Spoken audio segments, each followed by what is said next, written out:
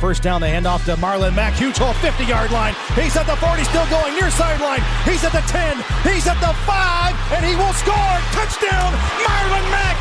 Touchdown, INDY.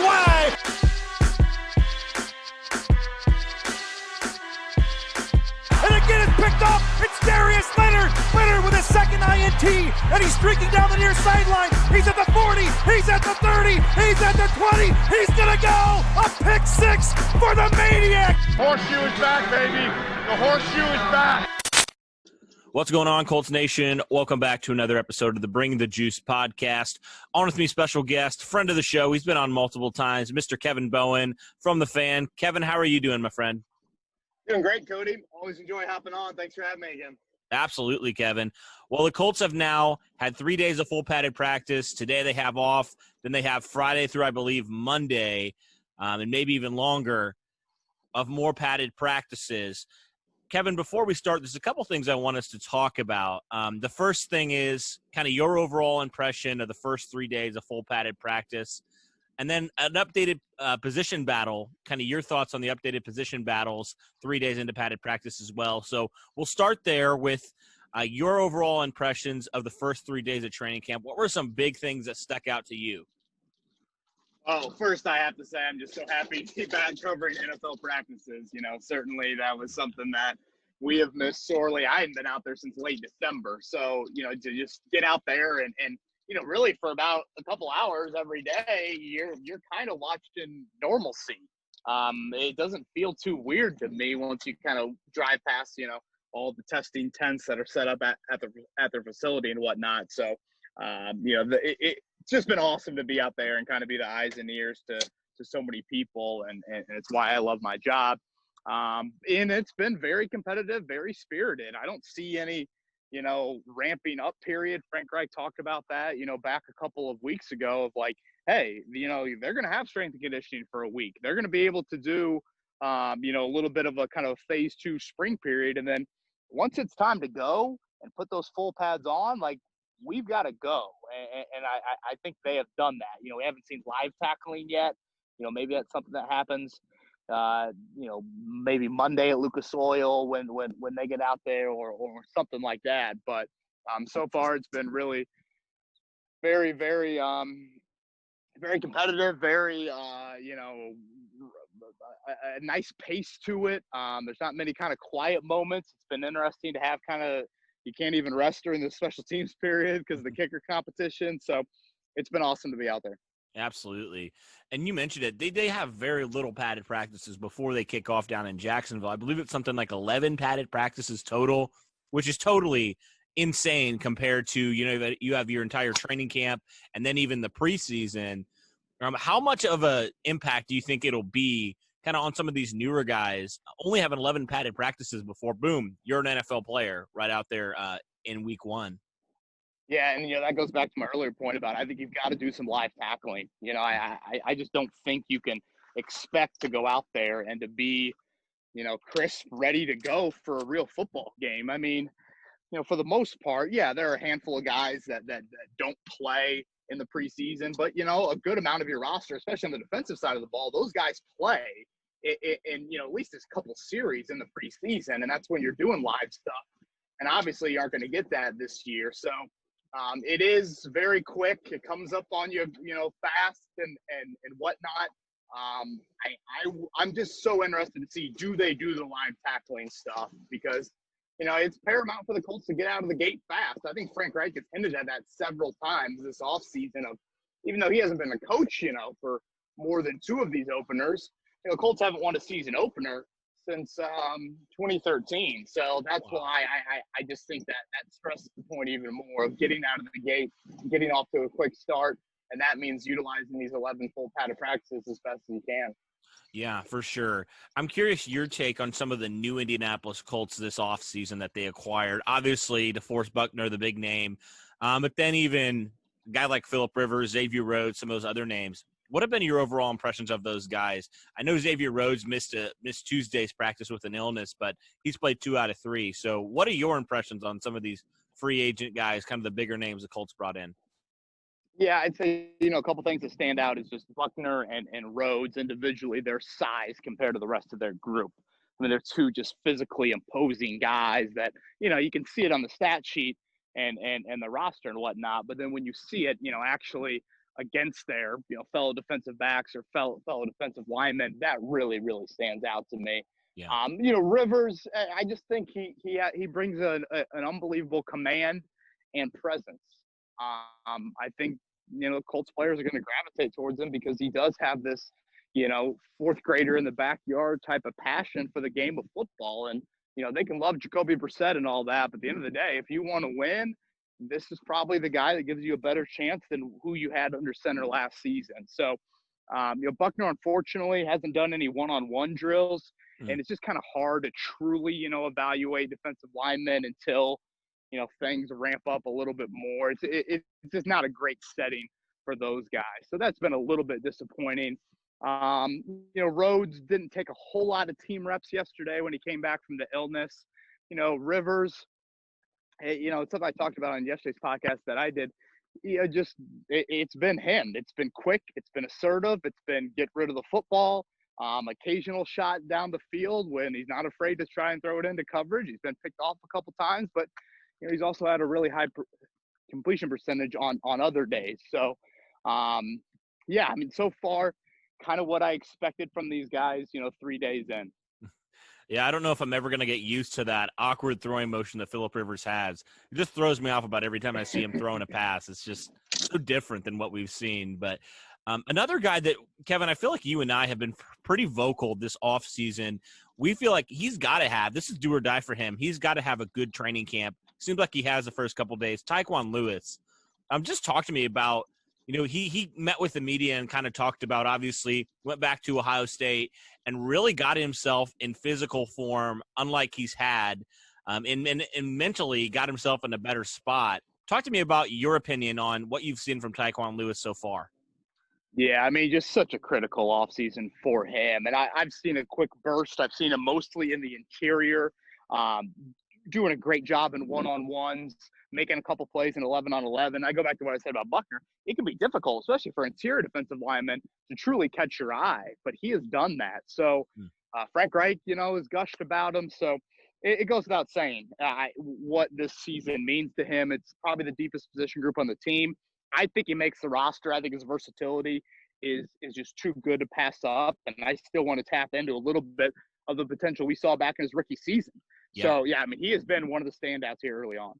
That's great to hear. It really is, because you think about those two players, Kevin, that Chris Ballard even name by name after the season. One was Quincy Wilson. Well, obviously you traded him for basically nothing, basically for Isaiah Rodgers.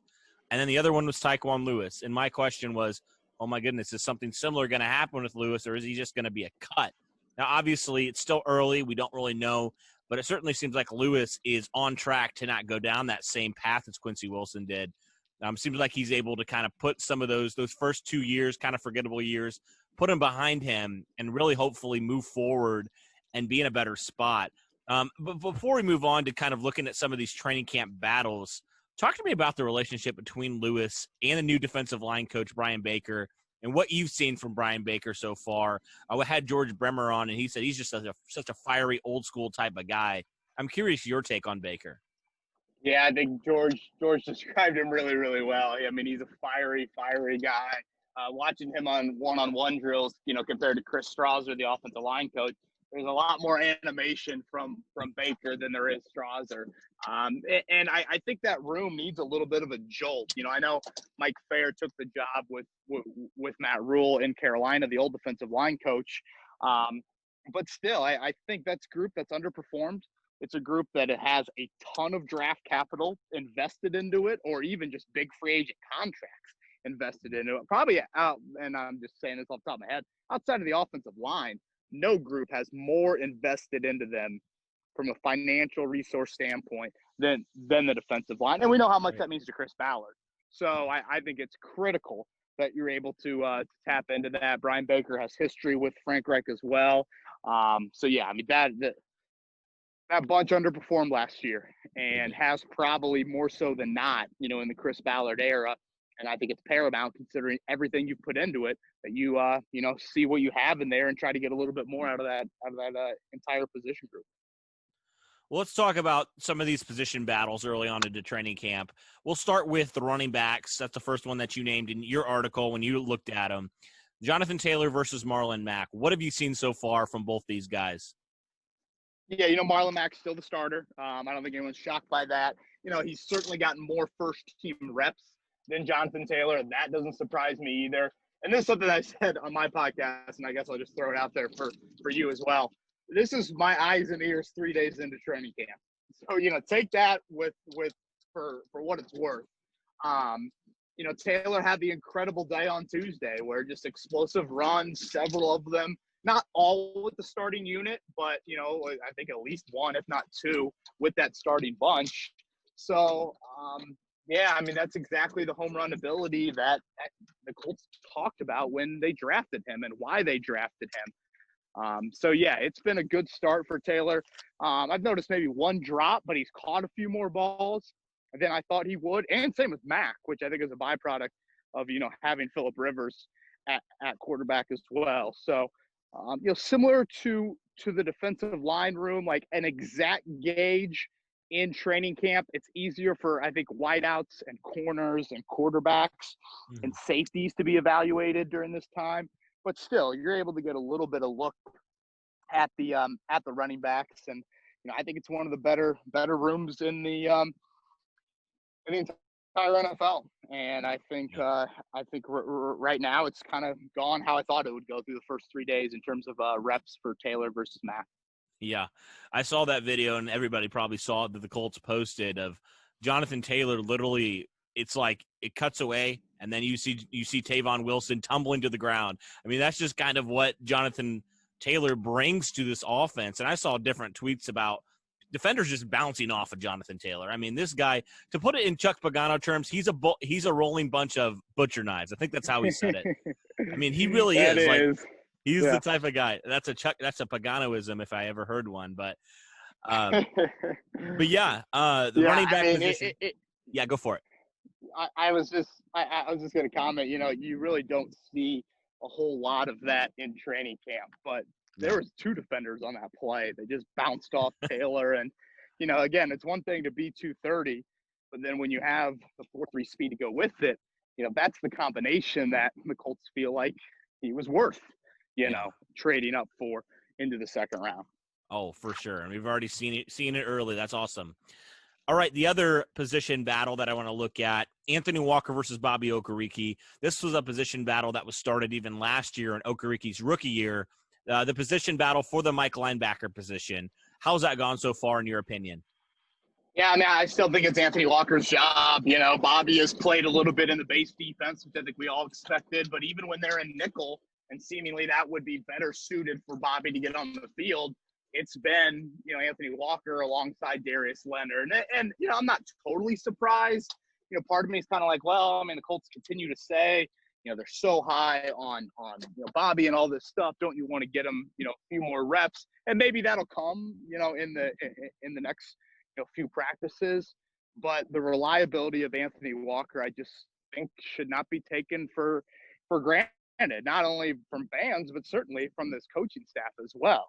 Early on, it's definitely still Walker's job. For sure. Another position group, this is one that is probably the most intriguing to me. The other starting defensive end position alongside Justin Houston. Now, we saw Danico Autry play some more defensive end to start these padded sessions. How do you think that's playing out right now, just with all the guys kind of in that competition for that other spot? Yeah, I should mention there's been a couple injuries there that have kind of impacted reps. So basically so far, Justin Houston's only practiced 1 day. Yep. Kamoko Turi still hasn't practiced. So that needs to be mentioned as well. So basically I look at it as Al-Qadim Muhammad or Danico Autry for the spot opposite Justin Houston in Jacksonville, honestly. Ben Banogu, very little impressions from him early on.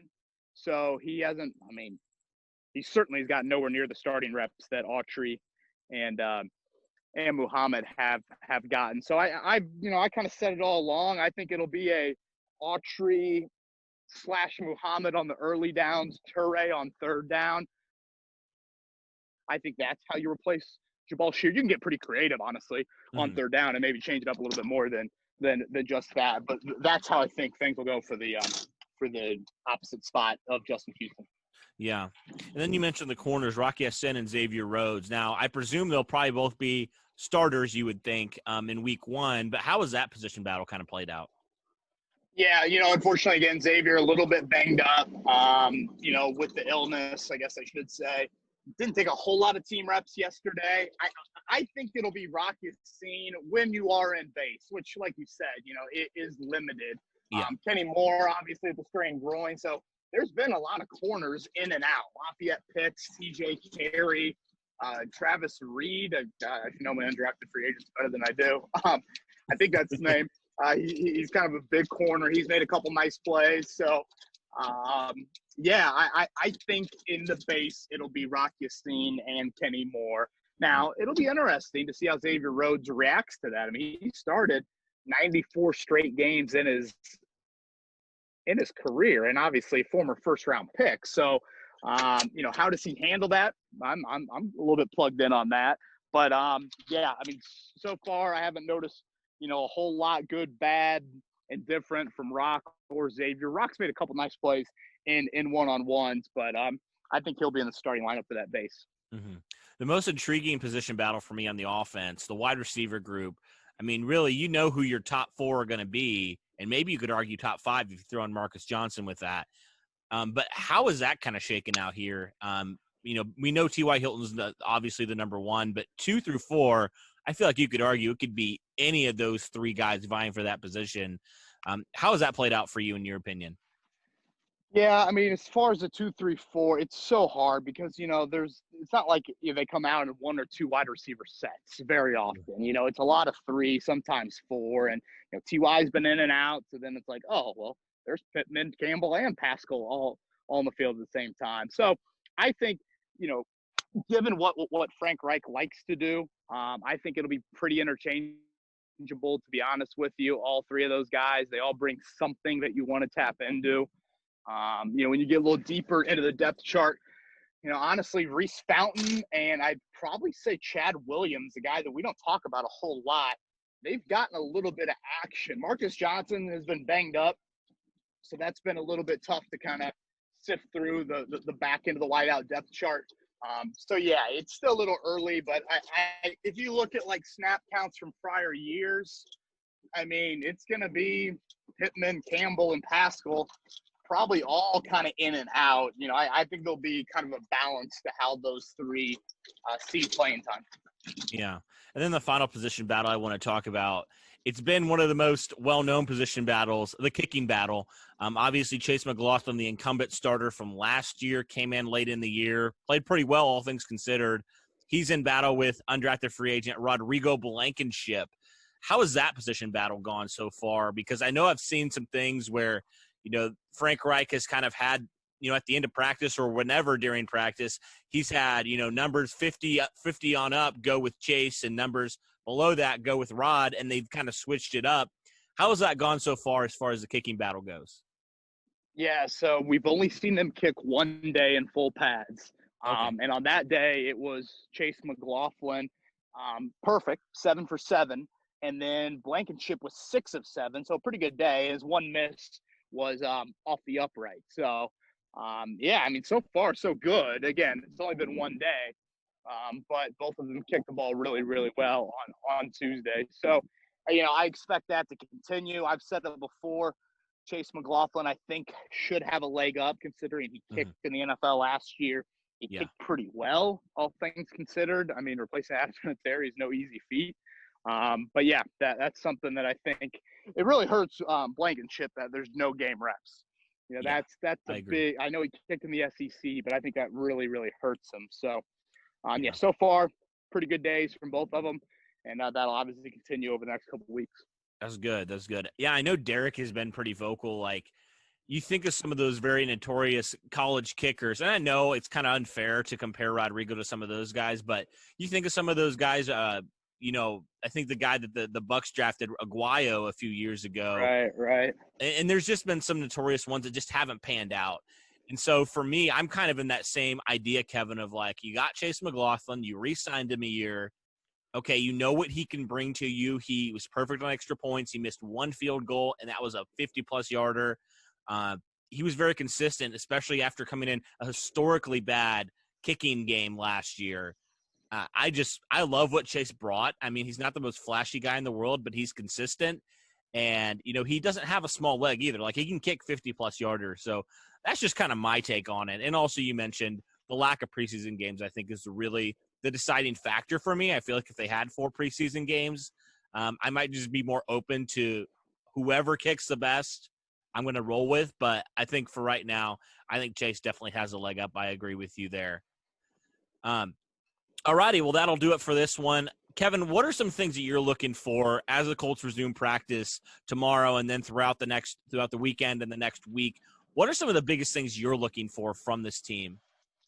Well, I just think the more full pad of work you get, who stands out, who shines. I mean, after this next 4-day segment, that's going to be halfway through the full pad of practices. And so you're going to have a pretty good idea what it looks like. I mean, you're cutting this roster down to 53 2 weeks from Saturday. Like, things are coming up. So I would say that on the whole, individually, certainly I want to see the defensive line group get healthier and just see how that bunch plays out. Sheldon Day getting hurt. That hasn't been good. He's a guy that I thought would really factor into, being a consistent rotational player for you. Offensively, certainly you want to see how the running back, depth chart plays out and the wideout group as well. Mm-hmm. Corner with Kenny Moore out for a week, who kind of steps up into that slot role. So I think those will be some of the things I'll be watching. Awesome. Well, we'll be looking forward to you, Kevin, from your updates and all that good stuff. All righty. Well, you take care, my friend. Thanks for coming on. Yes, sir. Thanks for having me, man. All right. See ya.